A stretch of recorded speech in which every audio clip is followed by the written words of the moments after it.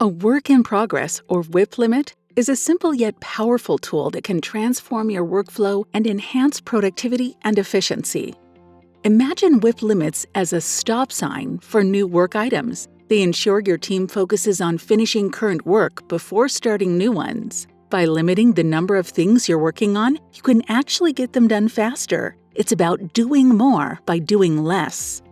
But how to set up your WIP limits? Well, there's no one-size-fits-all approach, but a good starting point is the number of team members plus 1. So for a team of 5, your WIP limit would be 6.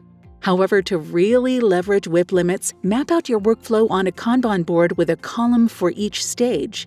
This way you can set WIP limits for each step of the process to control the flow of work.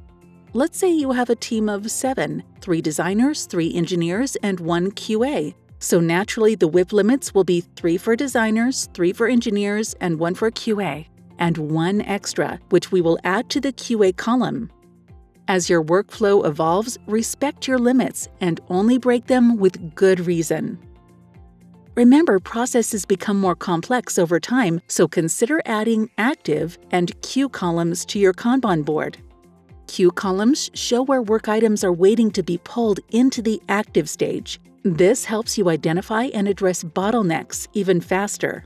Monitor your team's workflow regularly and limit your queue columns as well to ensure a smooth workflow.